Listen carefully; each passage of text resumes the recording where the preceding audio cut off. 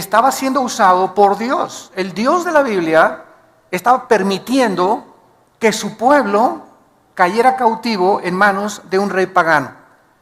Así como nosotros en el siglo XXI, cuando nosotros nos rebelamos a Dios, cuando rechazamos sus leyes, caemos en la cautividad otra vez del pecado, de la idolatría, de la ignorancia, de los amigos que corrompen nuestro carácter, las malas amistades, etcétera, etcétera.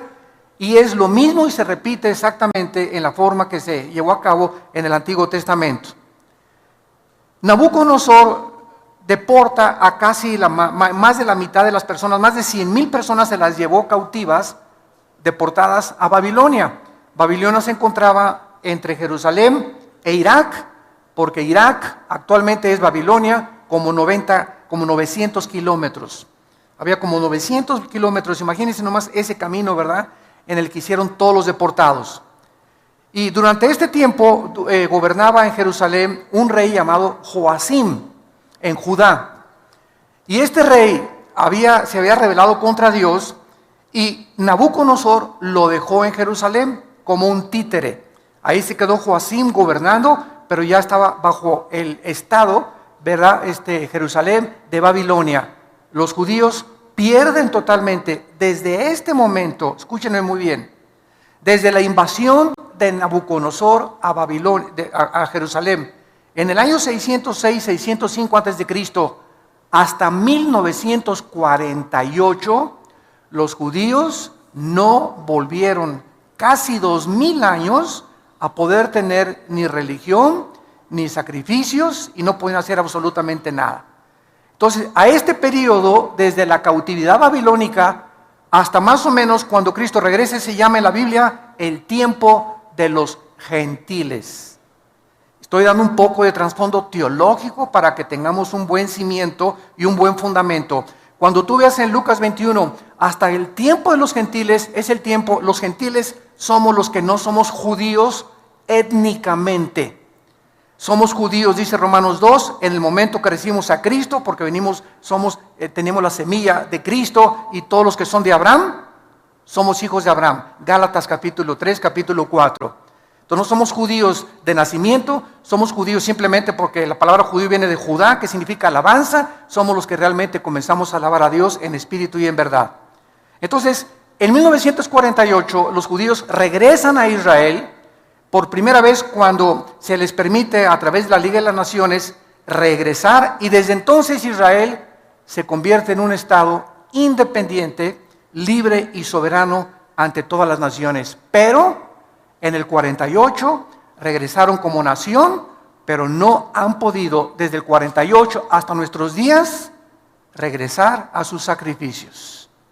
Porque lo que era el templo judío quedó sepultado por el rey Herodes, cuando ahí se construyó lo que Herodes reconstruyó, ahí quedó, y vinieron los musulmanes en el año 606 después de Cristo y construyeron arriba del templo que era de los judíos, que consideraban el lugar santísimo, construyeron la mezquita de Omar, o la gran cúpula de la roca. Cuando tú vas a Jerusalén, es una cúpula dorada grandísima, que los musulmanes también la reclaman como propiedad de ellos y como lugar santo.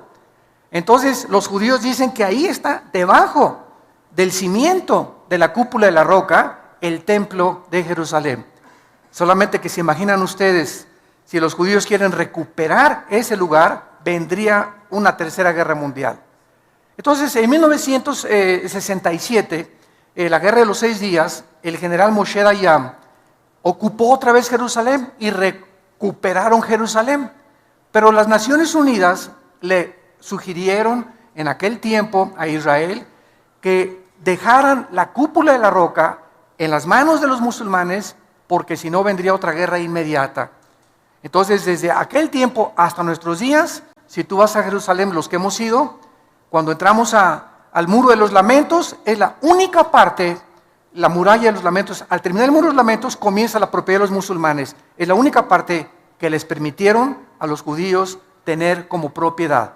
Por eso todos los judíos llegan al Muro de los Lamentos y comienzan a hacer así, y a meter papelitos y a orar y orar. ¿Qué cosas están haciendo? Llorando: Señor, regrésanos el lugar que nos pertenece. Desde el 48, ¿verdad?, están tratando de hacer esto. Entonces, esta es la razón por la cual se llama el tiempo de los gentiles, porque los gentiles o los gobiernos no judíos se tomaron control de los israelitas. Entonces, el tiempo de los gentiles va a terminar hasta que Cristo regrese, porque hasta que Cristo regrese, los judíos no van a poder tener completa libertad de sus sacrificios, y aunque se está tratando de reconstruir el templo, y lo van a hacer de acuerdo a la Biblia, según de Tesalonicenses 2, Apocalipsis capítulo 11, no van a poder establecer como lo tenían anteriormente, con todo el sacerdocio levítico que ellos reclaman continuar llevando a cabo. Muy bien, Daniel fue contemporáneo de Jeremías y de Ezequiel. En los tiempos de Daniel estaban estos profetas también, y hubo, como dije anteriormente, 2 deportaciones más. Daniel estuvo exiliado en Babilonia 60 años. 60 años se aventó Daniel en Babilonia. Después vinieron los medos persas, la película de los 300, no sé cuántos de ustedes la vieron, donde los persas, ¿verdad?, quieren invadir Grecia, y entonces se forma un grupo de 300 macedonios entrenados para detener en la batalla de las Termópilas, se llamó, a más de miles y miles los sobrepasaban los persas, hasta que finalmente los persas conquistaron totalmente, ¿verdad? Entonces los persas conquistan a los babilonios, después los griegos conquistan a los persas, y después los romanos conquistan a los griegos. Y desde Roma hasta nuestros días, hace 2000 años, ya no ha habido ningún imperio mundial. Después de la Segunda Guerra Mundial se quiso levantar Estados Unidos porque ganó la guerra, junto con Inglaterra y con Rusia, y perdió la guerra Italia, la perdió Japón y la perdió Alemania, y Estados Unidos se levantó como un poder supremo político, económico y militar hasta 1950.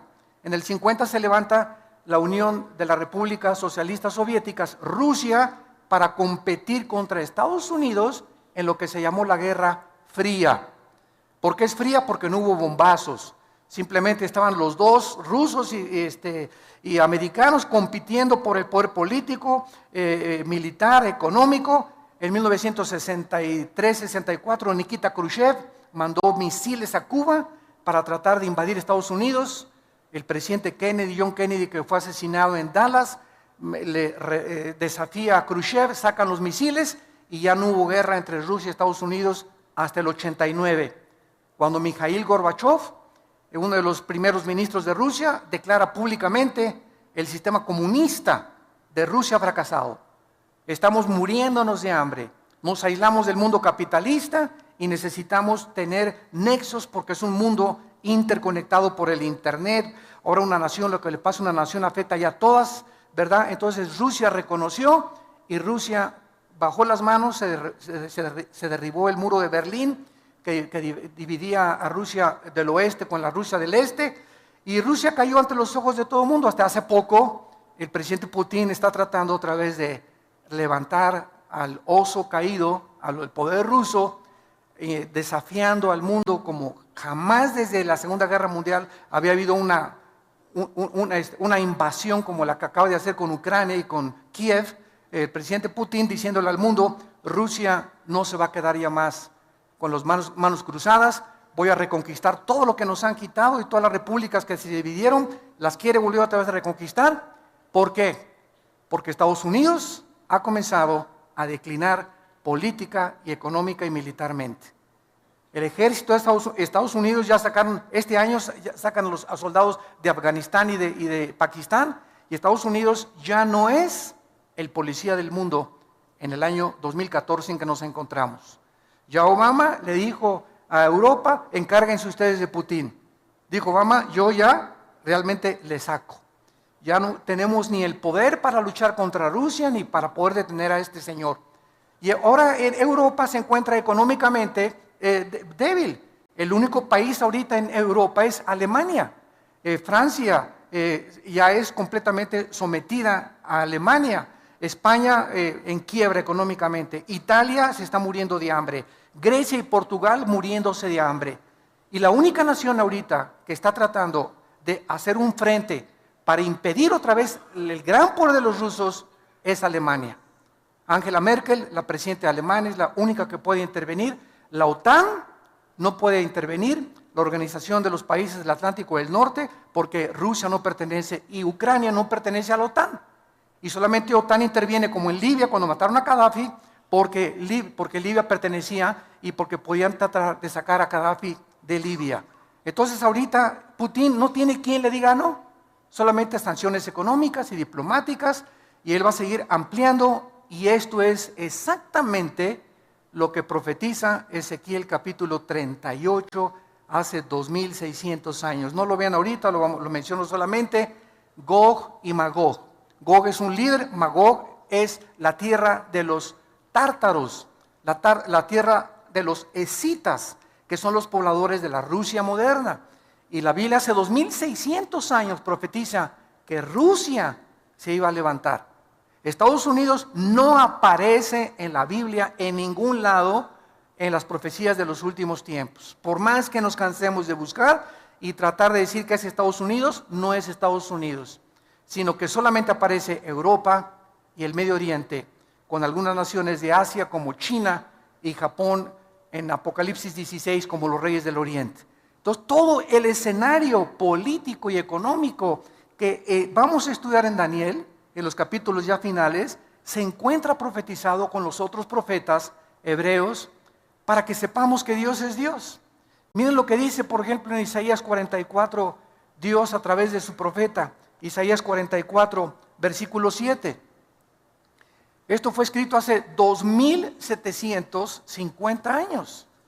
Y dice Isaías 44, 7, desde el 6, perdón, así dice Jehová, Rey de Israel, y su Redentor, Jehová de los ejércitos. Yo soy el primero y yo soy el postrero, y fuera de mí no hay Dios. ¿Y quién Dios está desafiando? ¿Quién proclamará lo venidero? Lo declarará y lo pondrá en orden. Porque pues ha habido profecías, ¿verdad? Como Nostradamus profetizó, de las 100 profecías, el 10% se cumplieron. Nunca hay una profecía de ningún líder religioso en el mundo, llámese Mahoma, mucho menos Mahoma, el Corán no es un libro profético, ni el libro del Mormón, ni el libro del Maharani Banasutta, ni el Tripitaka de Buda. De ninguno de los libros sagrados se encuentra el orden, porque hay un orden en las profecías bíblicas en la que Dios puso la historia del mundo. Y cuando Dios le revela a Daniel, como lo vamos a ver más adelante en el capítulo 2, Babilonia, a través de la estatua del sueño de Nabucodonosor, tú eres la cabeza de oro. Después le dice Dios a Daniel, el segundo, desde Babilonia va a seguir otro imperio que representa los brazos y el pecho de plata, que fueron los medos persas. Después el vientre es Grecia y las dos piernas de la estatua de Daniel capítulo 2 es el imperio romano, que fue dividido en Constantinopla y en Alejandría. Y los dedos de los pies es la última forma de gobierno mundial que va a prevalecer antes de que Cristo regrese. Y estos 10 dedos de la estatua, vean ustedes que descienden de las dos piernas de la estatua de Nabucodonosor. Todo esto lo vamos a ver con mucho más detalle. Entonces, estos 10 dedos son 10 gobiernos que van a provenir del antiguo imperio romano y que son los gobiernos de donde, de acuerdo a Daniel 7, surgirá el futuro dictador mundial que es el anticristo. Entonces, Dios puso en orden los imperios tal como la historia lo ha visto.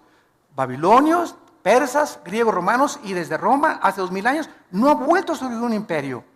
Hitler quiso tratar de conquistar y no conquistó nada más que Checoslovaquia y Polonia y algunas cosas. Ahí vino la guerra y le impidieron que el nazismo, el Partido Nacional Socialista, se expandiera.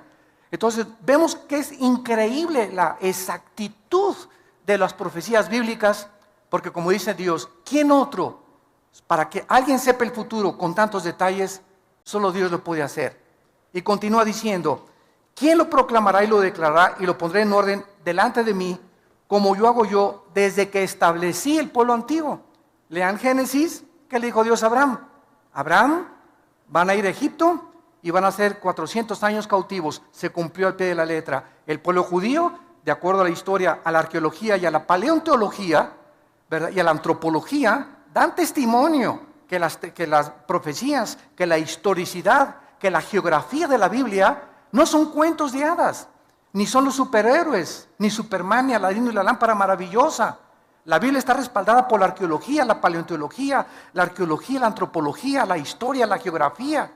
Nos da fechas, la Biblia nos da los nombres de los reyes que prevalecieron en el tiempo en que la Biblia fue desarrollada. Y todo esto, ¿verdad?, para que nos demos cuenta de algo. Las evidencias aquí están. ¿Quién es un ateo? Un ateo no es una persona que no tenga evidencias. Las evidencias ahí están y las puedes buscar, y esto te da testimonio de que esto es sobrenatural. El problema del ateísmo no es eso, el problema del ateísmo es su moral. Cuando llegan a la irracionalidad, como va a ser el próximo mensaje que vamos a compartir, la locura del ateísmo en el World Trade Center, creo que es el mes que entra, ahí voy a compartir. El ateísmo tiene una base: la nada produjo todo. Esa es la raíz del ateísmo y de la evolución. Tu maestro en la universidad, dile: oye, la nada, para ser ateo tú tienes que creer algo, que la nada produjo la creación. Y cuando la nada ha producido algo, la nada no produce nada. El mismo Carlos Darwin, Carlos Sagan, que eran ateos, estuvieron de acuerdo. Stephen Hawking, que es el más grande físico matemático actualmente en Inglaterra, reconoce, aunque no reconocen a Dios, que todo tuvo un principio. Entonces, si dicen que fue una explosión en el universo, bueno, ¿quién produjo la explosión? ¿Batman? ¿O Robin, su compañero? ¿O el hombre araña? ¿Quién produjo la explosión? Ahora la materia, ok, si fue una explosión de rocas, fueron puras rocas. ¿De dónde salió el pensamiento? Virgen del Socorro. La conciencia. ¿De dónde? ¿Quién formó el código genético hereditario de cada persona? ¿Quién formó a un chango para que trajera una changa? ¿A un jirafo para que tenga una jirafa? ¿A un hipopótamo para que tenga una hipopótama? ¿A un rinoceronte para que tenga una rinoceronta? Cada cosa con su hombre y hembra, hombre y hembra, hombre y hembra. Digo, esto es absurdo completamente, creer que por accidente, a través de millones de años, surgió la creación. El necio dice en su corazón: no hay Dios, dice el Salmo 14. Entonces, Dios nos muestra, ¿verdad?, que Él lo ha hecho desde el principio para que el que tenga sed, que venga y que beba del agua. Si tú estás cansado de tu ateísmo, de tu vida de amargura, de desorientación, de confusión, de crítica, el odio que traes en tu corazón que el mundo nos ha producido, de tantas desilusiones, traiciones, tanta hipocresía que nos rodea, vengan a Cristo. Ven a Jesús y ve en esa cruz lo que Dios dice en la Biblia, que Él te ama, que Él dio su vida por nosotros y que solo Él puede sanarnos las heridas que el mundo nos ha hecho, nuestra familia, nuestros amigos cercanos, y que nos va a seguir haciendo. Estamos en un mundo de sufrimiento donde Dios ha dado la libertad a los seres humanos para que podamos hacer el daño que nos hemos hecho. Si Dios restringiera la libertad e impidiera que esa bala matara a ese niño y que ese camión que se echó en reversa atropellara a esa niña y que el tsunami no matara tantas cosas, si Dios interviniera para detener el mal, entonces ya no habría libertad ni libre albedrío. Entonces no es Dios, ¿verdad?, el de las tormentas, estas cosas. Somos nosotros lo que nos hemos hecho los unos a los otros, para darnos cuenta que el diagnóstico que la Biblia tiene acerca de la raza humana es el diagnóstico que la experiencia, la psicología y las terapias de todas las formas que hemos tratado de arreglar esto, es la verdad. El ser humano es un ser humano caído, pecador, sin esperanza, sin luz, más que la que Cristo le pueda proporcionar. Muy bien, vamos a ver a continuación que esta profecía en Jeremías capítulo 25, esta profecía fue anunciada por Jeremías de que los babilonios iban a entrar a Jerusalén y por la rebelión del pueblo de Dios iban a ser cautivos. Dice Jeremías 25, versículo 8: por tanto, así dicho Jehová de los ejércitos, por cuanto no habéis oído mis palabras. Siempre el juicio y la disciplina viene por eso, cuando no queremos hacer caso a la palabra de Dios. Todo el sufrimiento que tú tienes en tu vida, la pobreza que estás experimentando, la rebelión que estás experimentando, la falta de poder avanzar en la vida, tiene una raíz espiritual. Y es siempre estás en rebelión contra las leyes de Dios. Dice la Biblia, ¿quién se puede endurecer contra Dios y que le vaya bien? A nadie. He aquí enviaré y tomaré a todas las tribus del norte, versículo 9, dice Jehová, y a Nabucodonosor, ahí está, rey de Babilonia, mi siervo, y los traeré contra esta tierra y contra sus moradores y contra todas estas naciones en derredor, y los destruiré y los pondré por escarnio y por burla y en desolación perpetua. Y haré que desaparezca de entre ellos la voz de gozo, la voz de alegría, la voz de desposado, la voz de desposada, ruido de molino y luz de lámpara. Toda esta tierra será puesta en ruinas y en espanto y servirán. Estas naciones hasta determina la cantidad de años. Las servirán a Babilonia 70 años. Cuando Daniel tenía ya como unos 70, me imagino 75, 80 años de edad, Daniel, después de Babilonia, sirvió al imperio persa, Daniel, siempre como oficial, con un rango muy elevado, porque le reconocieron siempre que era más inteligente que los brujos y los astrólogos y que los magos y que los caldeos. Daniel, como a los 75, 80 años de edad, descubre esta profecía de Jeremías, que a los 70 años Dios los iba a libertar. Se iba a acabar el exilio de los babilonios, porque estuvieron como 60, 70 años deportados completamente lejos de su país, sin tierra, sin templo, sin ninguna propiedad, completamente aislados del mundo. Y entonces Daniel dice, estamos cerquita de los 70 años, y cuando llegamos al capítulo 9 y 10 de Daniel, ¿qué hace Daniel? Cuando descubre que el tiempo está cerca para que ellos regresen a Jerusalén, Daniel se pone a orar y a ayunar durante 3 semanas. Y es cuando se desata la guerra cósmica que vamos a ver también, cuando un ángel de Dios baja del cielo a traerle a Daniel la respuesta de qué iba a pasar, cuál era el futuro de la ciudad de Jerusalén y de los santos de Dios. Y un principado satánico, en aquel tiempo era el imperio persa, que impide que el ángel de Dios le lleve este mensaje a Daniel, y se hace una guerra en el cielo mientras Daniel está orando. Vamos a aprender también en el libro de Daniel que la oración desata la guerra cósmica. La oración es un estado de guerra. Cuando tú caes de rodillas y cuando te pones a orar, estás mandando misiles, metralleta, K-47, Uzi, balazos, ¿verdad? Estás comenzando a bombardear el mundo invisible espiritual, estás comenzando a abrirte cancha, estás comenzando a proteger a tus hijos, a tu familia, a tu negocio. Siempre que oramos, comenzamos a entrar en una guerra sin que nos demos cuenta, pero el libro de Daniel nos corre las cortinas y nos muestra que cuando oramos, entramos en guerra espiritual. Entonces ya, ¿verdad? Lo vamos a ver más adelante. El ángel ya le trae el mensaje a Daniel y le explica ya en Daniel 11 y 12, que son los últimos capítulos de Daniel, lo que va a pasar en el futuro con Jerusalén. Ya se profetiza el anticristo en el capítulo 7, 8, 9 y el 10 y el 11, cómo es el anticristo, el carácter del último dictador mundial y lo que va a pasar antes de que Cristo regrese. Es un libro maravilloso, Daniel. Muy bien, vamos a ver ahora en Daniel algunas doctrinas como introducción. Los temas que se tratan en este libro son 8 principalmente, 8 temas doctrinales. Número 1, Daniel establece sin lugar a dudas la soberanía de Dios. Dios es soberano. En este libro se afirma el gobierno supremo, absoluto y poder de Dios sobre todos los gobiernos humanos. Dios pone y Dios quita reyes. Dios avergüenza y Dios humilla a los dictadores, y Dios les da oportunidad como a José Stalin, como a Benito Mussolini, como a Hitler, como a Saddam Hussein, a muchos de ellos, otro presidente sudamericano que se acaba de morir también, les da oportunidad que lo hagan, para que nosotros nos demos cuenta de qué forma tan grande es la idolatría del ser humano hacia el ser humano. Hacemos como los césares romanos, Los césares romanos se proclamaron dioses y el pueblo los adoró como dioses. Dios mío, tú te niegas a adorar al Dios verdadero y adoras al cantante fulano de tal en la televisión.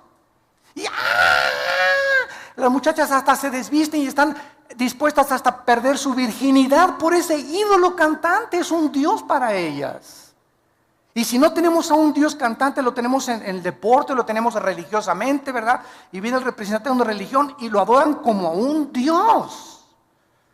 Y cuando los apóstoles comienzan a ser enviados al mundo, ¿se acuerdan ustedes en el libro de los Hechos? Y la gente se acercaba con Pablo y con Pedro y se hincaban y les querían besar la mano. ¿Qué decían los apóstoles?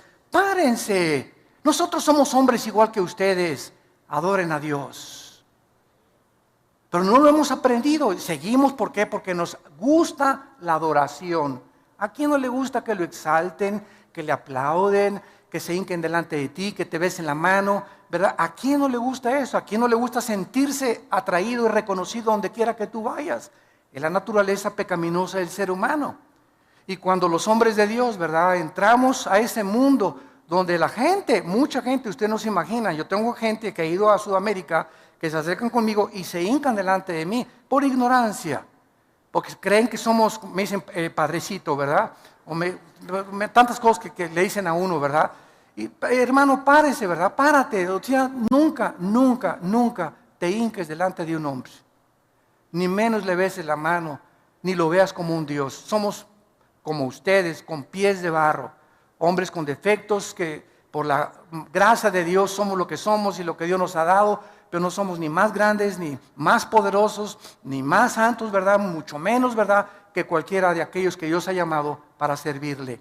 Pero es la tendencia del ser humano. Ves un artista y te le hincas y ves y llegas y mi autógrafo, ¿y para qué esta cochina firma, hombre? Se va a ahorrar con el tiempo. Pero así somos, ¿no? Nos encanta eso, porque lo traemos por la naturaleza humana. Entonces Dios nos muestra en la Biblia que Él es soberano, que Él tiene el poder sobre todo. Daniel sirvió bajo los más poderosos imperios de la historia. Sin embargo, aunque todos estos imperios surgieron, ¿se acuerdan de los jardines colgantes de Babilonia? Que se consideraron una de las 7 maravillas del mundo por el rey Nabucodonosor. Cuando Saddam Hussein, en 1985-86, mandó un premio de $5 millones para que algún ingeniero con experiencia en la agronomía y en la cuestión hidráulica pudiera reconstruir los jardines colgantes de Babilonia. Ninguno pudo con la tecnología del siglo XXI, pero se consideraron una de las 7 maravillas del mundo. Fueron imperios, las murallas de Babilonia eran impresionantes, 40, 50 metros de alto, como 10, 15 metros de ancho, y era una cosa, bueno, todavía con Saddam Hussein en la ciudad de Tsilá, que está cerca de Bagdad, está todavía los restos ahorita, cuando llegaron los norteamericanos con los ingleses y los franceses a sacar a Saddam Hussein, entraron y se sentaron en el palacio donde se sentó el rey Nabucodonosor.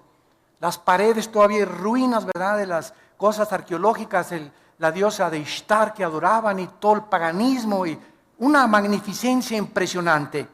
Sin embargo, el Dios de la Biblia no cambia. El hombre surge y el hombre cae. Los presidentes surgen y mueren. Los sabios surgen y mueren. Las naciones surgen y se derrumban, pero Dios no cambia.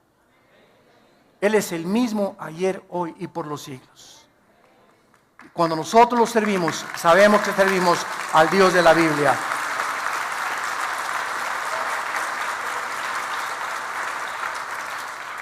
Dice en Isaías 40, el profeta, capítulo 40, versículo 15, he aquí que las naciones le son como la gota de agua que cae del cubo, y como menudo polvo en las balanzas le son estimadas.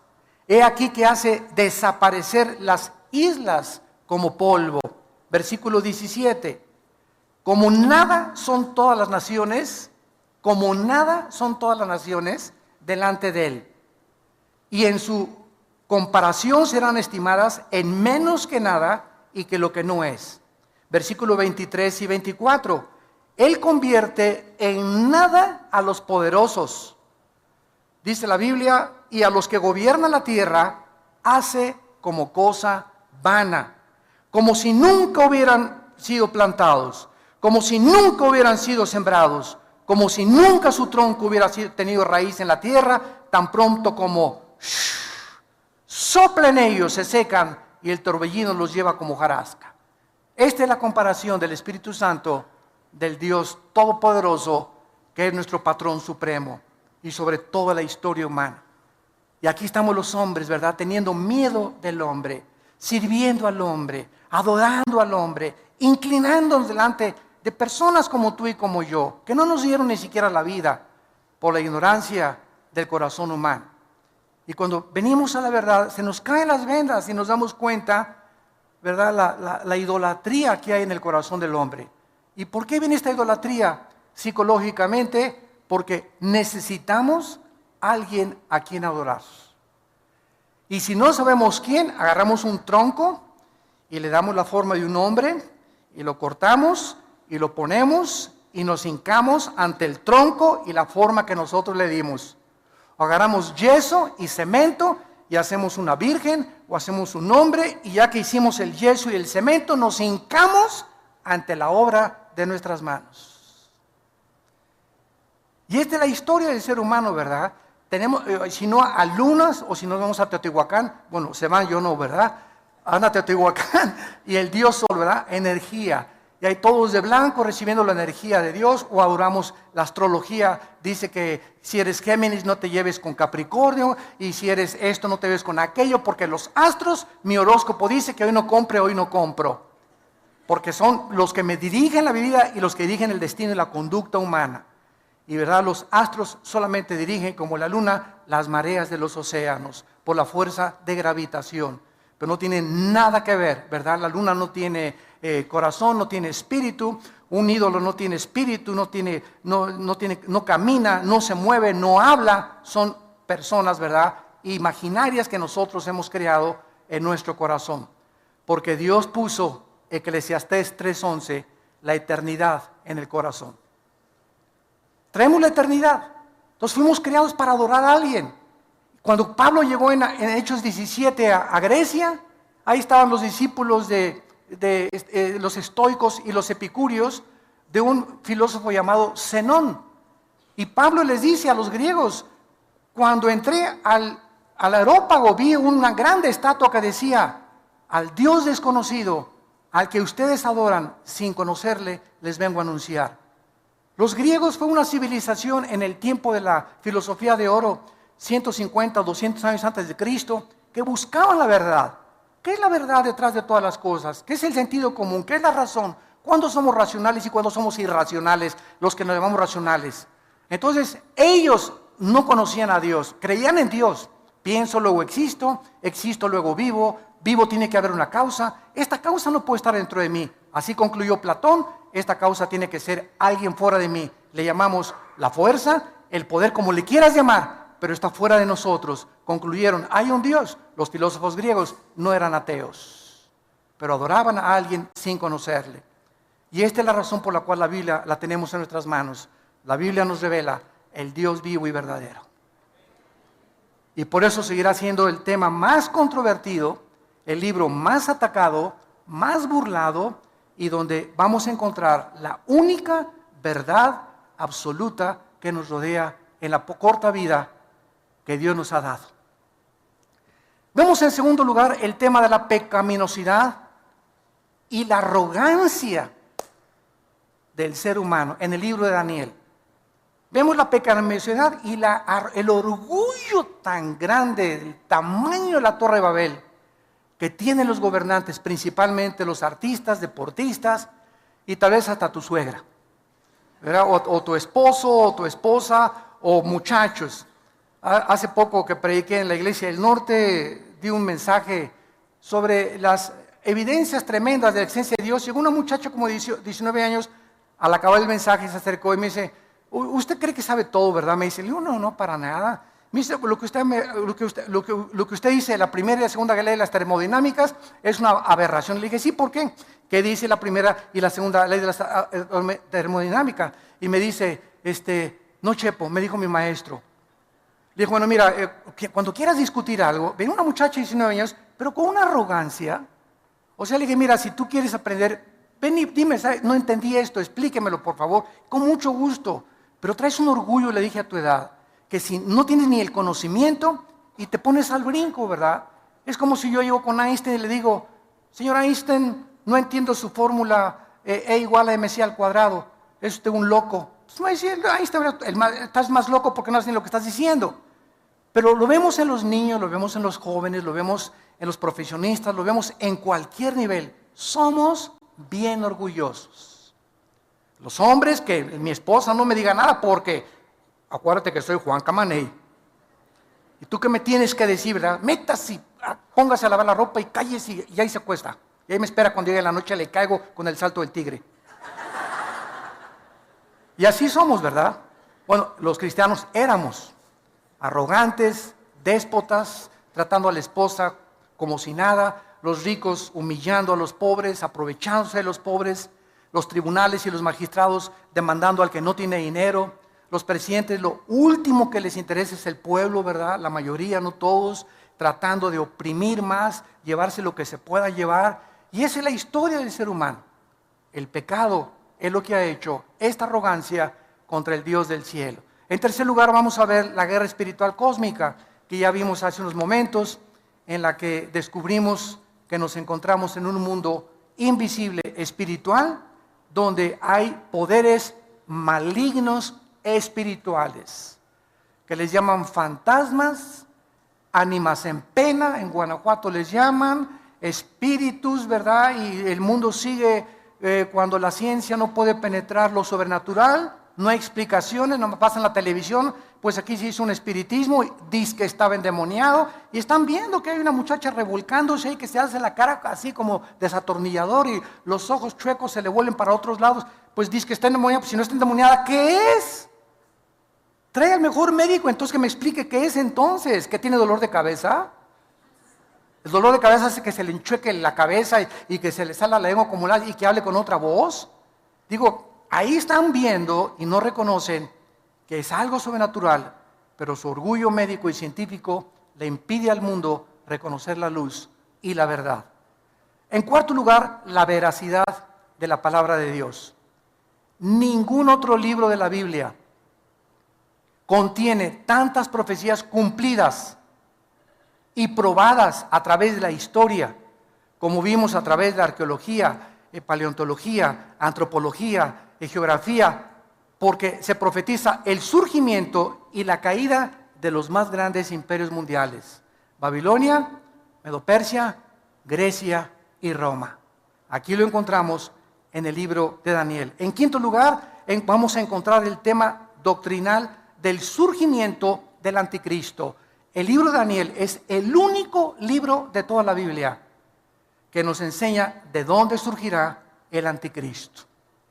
Entonces, no especules que es Juan Carlos de España, o que el Papa es el anticristo, eso no puede ser, o que es el príncipe Juan Carlos, o que es fulano de tal, o que era Gorbachov, que porque tenía aquí el 666 pintado en un tatuaje o una mancha que tenía, y porque su nombre coordina y traducido al hebreo es el 666, son puras especulaciones.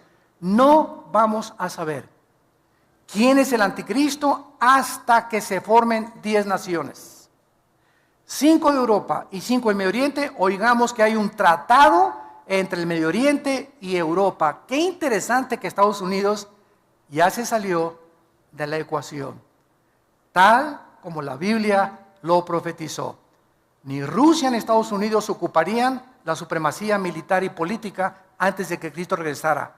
El poder recaería antes de que Cristo regrese, no en una nación, en 10 naciones, simbolizada por los dedos de los pies de la estatua de Nabucodonosor. Y de esas 10 naciones, ya que se une el Medio Oriente con Europa, para tratar de frenar la invasión que se profetiza en Ezequiel 38 de Rusia contra Israel, entonces ya que se forman estas 10 naciones, que van a surgir 5 de Europa y 5 del Medio Oriente, entonces de entre esas 10 naciones, Daniel 7, va a surgir, le llaman un cuerno pequeño, que es el anticristo. El anticristo va a derribar a 3 de estas naciones, van a quedar 7 naciones, y Apocalipsis 17 dice que al anticristo será el octavo. Entonces, hasta que no veamos eso, no podemos especular ni decir que el anticristo es este o que es aquello. Todavía no llegamos a ese próximo paso, pero el escenario, los jugadores, como decía Dwight Pentecost, un gran teólogo, escatólogo, cuando ves que los jugadores, el América y las Chivas, entran al Estadio Azteca, el partido está para comenzar. Cuando veamos los protagonistas, ya está Rusia, ya está Estados Unidos cayendo, Europa está comenzando a surgir, ya están los protagonistas en el campo delante de nosotros, el tiempo es corto. El tiempo es más corto de lo que nosotros nos podemos imaginar. Se menciona que este hombre, el anticristo, será un hombre poseído completamente por Satanás. Aunque no es Satanás el que está dentro de él. El anticristo, dice Apocalipsis 13, el diablo, le va a dar su poder, Y lo que le ofreció a Cristo, el anticristo lo va a aceptar. Lo que Cristo rechazó del diablo, el anticristo lo va a aceptar. El poder, la gloria, la riqueza que el diablo le ofrece a artistas, a deportistas, si te inclinas y adoras a Satanás. Te lo da y te lo cumple, pero recuerda que te viene a cobrar la factura. En sexto lugar, vamos a ver la gran tribulación. Es otro tema de Daniel. Se profetizan 7 años, Daniel capítulo 9, con el título Las 70 semanas de Daniel, que vendrán sobre Israel únicamente. Y la última y más grande persecución de la historia, que Hitler va a ser como Pinocho comparado con el anticristo, para perseguir, matar, torturar a todos los judíos y a los cristianos, cuando el anticristo tome el poder después de los 3 años y medio. En séptimo lugar, se profetiza, y hay el tema de la resurrección de los muertos en Daniel también.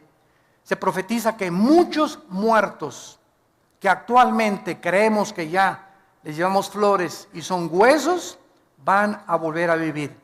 En Daniel 12, versículo 2. Y muchos de los que duermen en el polvo serán levantados, unos para vida eterna y otros para confusión perpetua. Y Cristo lo dijo en Mateo 5, he aquí viene la hora, cuando todos nosotros estamos aquí, tenemos algún día que entrar a la eternidad. Tienes que morir, yo tengo que morir. Pero viene la hora, dijo Jesús, que cuando todos los que estamos muertos vamos a oír. Y si en vida no oíste la voz de Cristo, no la vas a oír cuando estés muerto. Entonces, hay una resurrección de los justos y después, al acabar el milenio, viene la resurrección de los malos, que se llama el juicio del gran trono blanco, Apocalipsis 11, del 12 al 15. Entonces, esta resurrección también se trata en Daniel. Y en octavo y final lugar, el triunfo final de Cristo y su reino. Una vez una persona me dijo, Dios es todopoderoso, ¿sí? Y si Dios es todopoderoso, ¿por qué no acaba con el diablo? Y le contesté, dele gracias a Dios, porque comenzaría con usted. El mundo tiene cantidad de incógnitas y las seguimos teniendo. Porque como le dije una vez a un estudiante de un seminario en Guatemala, el día que alguien tenga las respuestas a todas las incógnitas que existen, ya no necesitaríamos a Dios. ¿Por qué seríamos dioses? Entonces Dios es el único, omnisciente, que conoce todo. Nosotros, dice Corintios 13, vemos como por un velo todavía. Y lo que sabemos, dice Corintios 8, no lo sabemos como lo deberíamos de saber. Especulamos y teorizamos, hipotetizamos y pensamos esto y el otro. Los griegos, los filósofos, los ateos del siglo XX, Bertrand Russell, Carlos Darwin, pues puedo que creo, que sí, que arranca, que no arranca, ¿verdad? Y todo se queda así, pero no hay verdades absolutas, absolutamente, en ninguna conclusión lógica, filosófica del ser humano, porque no somos dioses. Pero venimos a la Biblia y comenzamos a encontrar respuestas. Pero hay una condición para que tú puedas conocer la verdad: querer hacer la voluntad de Dios.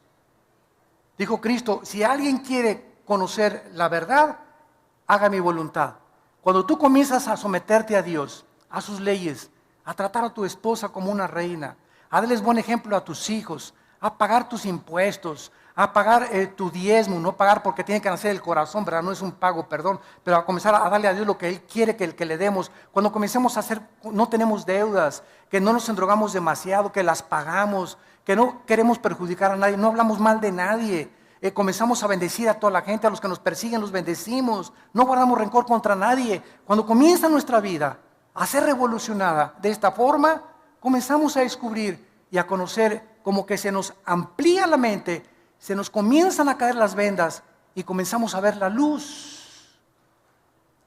Pero hay un precio para que veas la luz.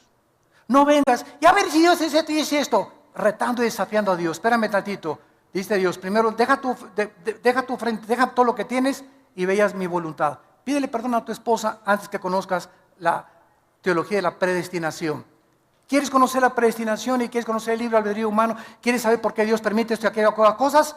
Dios no es un genio de la lámpara Aladino para satisfacer tu vacío intelectual. Dios quiere que primero estés dispuesto a seguirlo para que Él te premie y te recompense con la luz y la verdad de su santa palabra. Oremos. Padre, te damos gracias por tu palabra en esta mañana.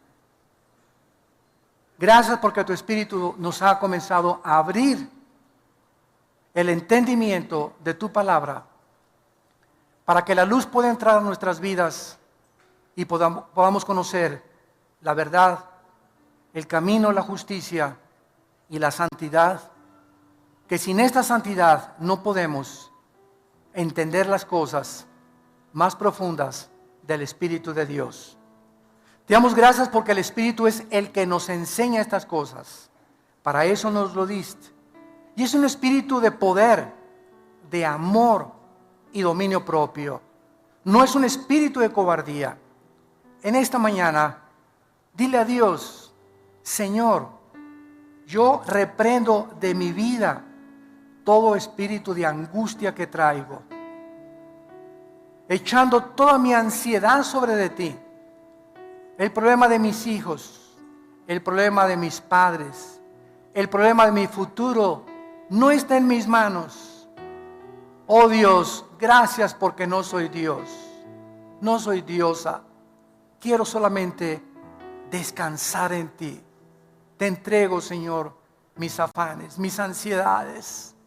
Quiero tener paz. Te pido, Señor, que todo espíritu que hay en mí de temor se vaya, Señor. Y yo pueda saber que si te tengo temor a ti, no tengo tener temor de ni enfermedades, ni del futuro, ni económicos. Porque tú eres mi pastor, nada me faltará jamás. Si diste tu vida por mí, ¿cómo no me darás todas las cosas? Si diste tu sangre en una cruz para que yo pudiera entender cuánto eternamente me has amado.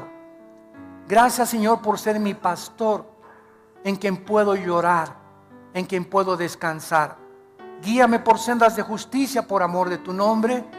Aunque ande en valle de sombras y de muerte, no tendré miedo de nada en la vida, porque tú estás conmigo y nunca me dejarás, nunca me desampararás. Aunque yo crea que me has desamparado, estás conmigo y estarás siempre hasta el final de mi vida.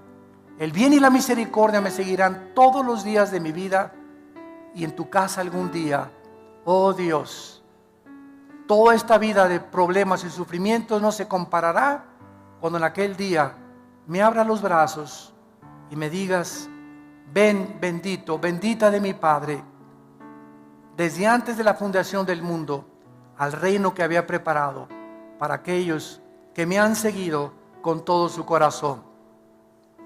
Y ahora muchos de ustedes que no tienen a Cristo, que han venido tal vez de visita, otra vez por curiosidad, y estoy seguro que entraste a esta conferencia confundido, vacía, desorientado, con tantos problemas y tantas angustias.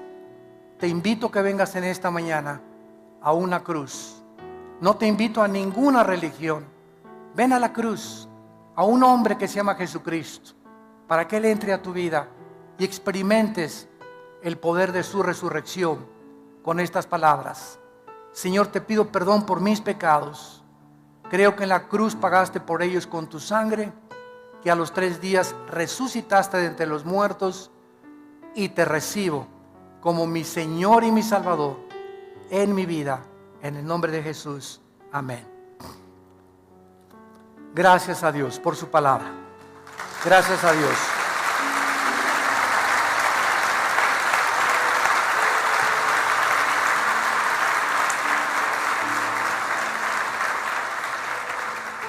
Y así como muchos de ustedes, muchos de nosotros que tenemos la carga de compartirles esta palabra, también venimos cargados. Yo también tengo muchas cargas en mi vida, cosas, ¿verdad? Que ansiedades, la familia, los hijos, el ministerio, el país, todo esto nos agobia y necesitamos venir todos los días a la cruz. De la palabra sacar esa fuerza que nadie nos puede dar, ni las pastillas tranquilizantes, ni el psiquiatra, ni mi comadre, ni la doctora Corazón, ni Walter Mercado, ni nadie. Solo Dios en su palabra me puede seguir sosteniendo para que lleguemos con gozo al final de nuestra carrera. Nos ponemos de pie para recibir la bendición pastoral. Los que gusten pueden extender su mano hacia acá en señal que reciben esta bendición. Dios bendiga tu vida y te guarde y te dé paz. Dios bendiga a tu esposa y a tu esposo, tu matrimonio y a tus hijos. Dios bendiga a tus animales domésticos. Dios bendiga los alimentos de tu hogar. Dios te guarde cuando salgas a la calle para que regreses contento a tu casa, con alegría en tu corazón, para orar con tus hijos y tu familia. Dios te llene de todo el poder de su conocimiento y sabiduría, para que siempre apruebes lo mejor, andando como es digno de un hijo y de una hija de Dios, llevando fruto en todo tiempo, creciendo en su conocimiento y en toda su gracia, y mostrándole a la gente el amor de Cristo que sobrepasa todo entendimiento. Dios guarde tus pensamientos y tu corazón en Cristo Jesús, en su nombre precioso. Que tengan mucha paz. Amén.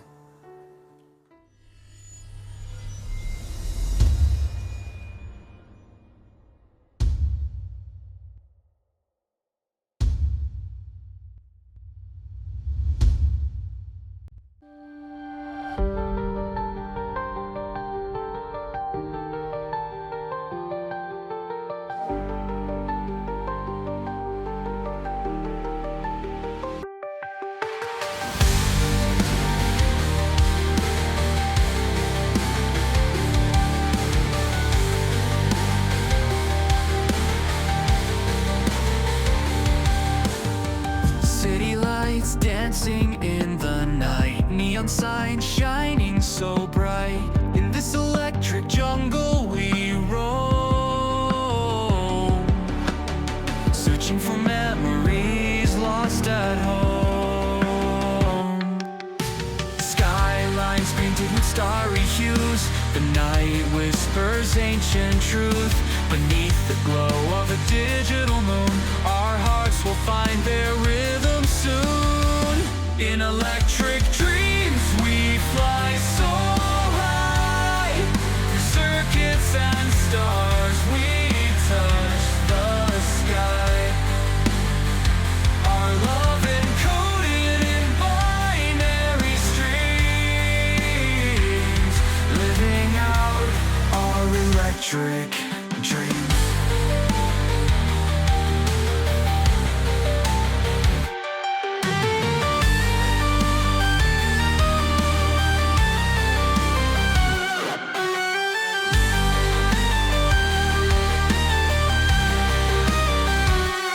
Wires and cables intertwined tight, guided by the circuit's shimmering light.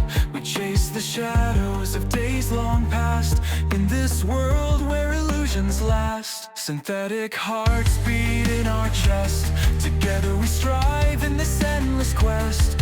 On the edge of what's yet unknown, hand in hand we're never alone. In electric dreams we fly so circuits and stars, we touch the sky. Our love encoded in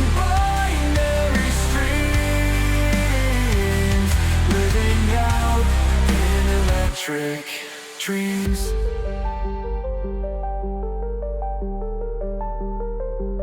As the curtain